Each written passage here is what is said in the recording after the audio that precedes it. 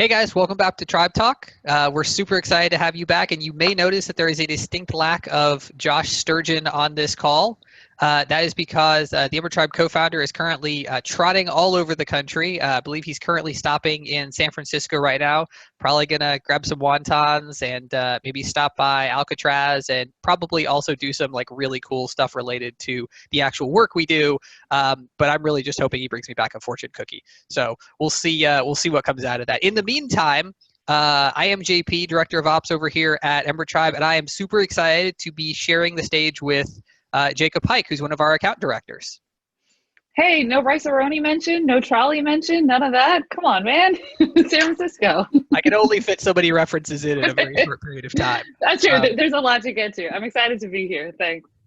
Absolutely. So speaking of a lot to cover, we've got several cool things coming up this morning, starting with a discussion about Facebook Messenger. I know Facebook made some changes recently to some of its rules around what you can and can't do. Jake, you want to walk us through that and kind of what the response options are for advertisers? Sure, absolutely. So the sort of thing that they change is something called like the pre-checked box, right? So that's a really super technical name for that. So basically what it's saying is if you are on a site and you, for instance, want to make sure that everyone who adds to cart maybe gets added to your Messenger chat list, right? You can no longer just have that box pre-checked. Now you actually need someone to check the box on purpose, right? So this sort of goes along with a lot of the, privacy and sort of spam stuff that Facebook's been going after and Google's been going after for a while now. So instead, we have a couple different options, right? We can tell them that in order to get their updates, right, for their order, when it ships out, when it's going to arrive at their house, they have to check the box in order to be allowed onto the messenger list. You can also do things like a giveaway to make sure, we actually have a great blog post on that, to make sure that people are getting into your messenger list. And you can target them later with when CPMs are higher, and you can target them for free. It's always good stuff. There are a couple other options that you can do, but I think for the most part, the other option, chat. If you have chat enabled on your website, if you start chatting with your customers via ManyChat or Recart, whatever it is that you want to add people to Messenger for, you can add them to your list that way. So pop in and say hey to your customers instead of relying on, a pre-checked box to get them in sort of sneaky style. We'll be fine. Yeah, so it sounds like Facebook's really leaning towards that whole transparency issue, more opt-in rather than opt-out to this point.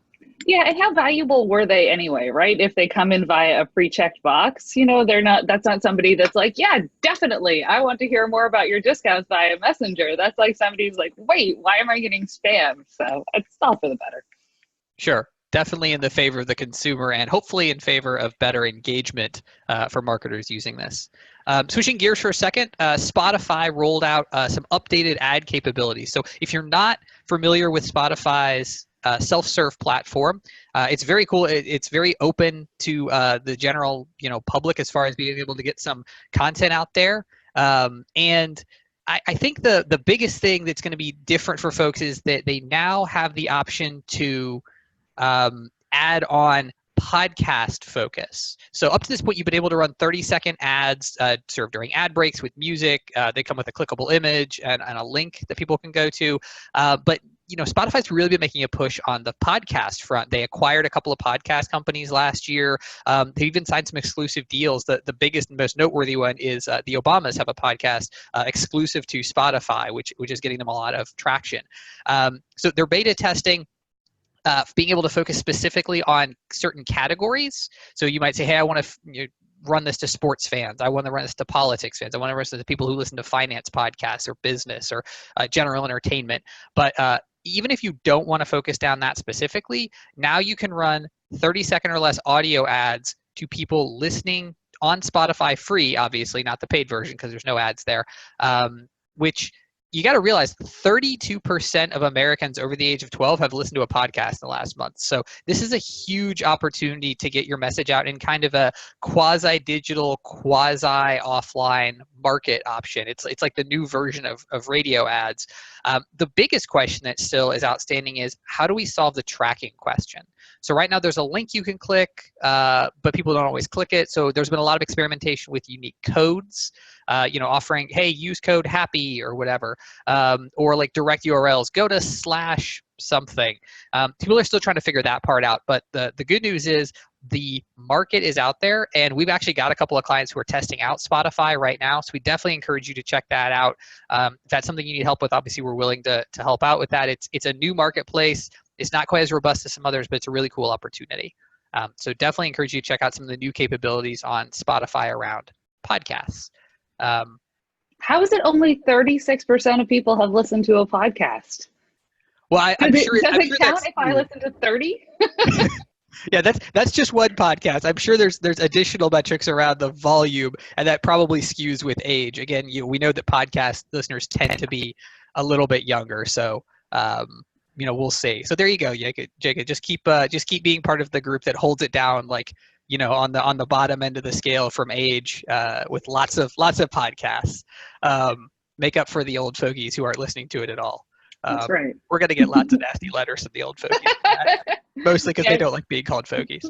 All right. So speaking of people who are interacting in a digital way, Facebook video ads. We know video is a huge deal, but Facebook's rolled out some new updates for those of us who don't have an entire Lightroom in the back office of our business. Jake, you want to tell us a little bit about that? Yeah, absolutely. This is getting down into we were talking a little bit wide before. Now we're getting to some of the nitty gritty, actually execution style of how we do things. So if you're on Facebook, advertising on Facebook, you're probably using video on Instagram as well, right? Because it's, you can build audiences from the video viewers. Also, you get views that don't cost very much. They're very engaging. You grab a lot of attention. Videos are great. Videos are also pretty hard to make traditionally. Facebook rolled out, I can't even remember how long ago, their own video creation kit. And it's looked pretty, let's say, hacky in a nice way for a while now. And they've been improving on it steadily. So we just got the latest round of improvements. And we are slowly, folks, moving away from the super hacky and into the, hey, that's pretty accessible. My client's going to like that. There are a couple, let's see, I think we have like 20 new fonts. I know we have a couple new templates. They put in a couple new of those like stickers. They tend to update those seasonally, right? So now they have like back to school and sizzle for summer. And those are, it depends on your sort of brand aesthetic. They're neither here nor there. The absolute best part, as far as I'm concerned, is you can now save drafts. So when your internet goes down or you get interrupted, I love the internet goes down. That's not a problem for anybody but me.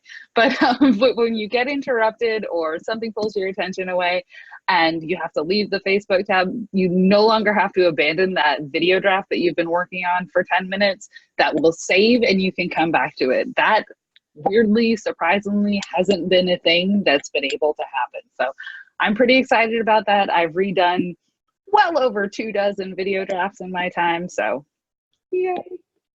I think the big question that our audience would be interested in, Jake, is, hey, the video creation kit, like, is it worth my time? Is it worth putting effort into making these videos? Do they really work? Well, so the best thing one of the better things about it, right? So you identified one of the chief pain points it's solving, right? So people who don't have video capabilities in-house. You can solve that in a couple other ways. You can solve that with, some mobile apps. I can name them, but I don't know how weird that would be. But we could probably put links in the email when it goes out. But I think that those solve for a certain amount of the problems. Like, hey, you can create videos.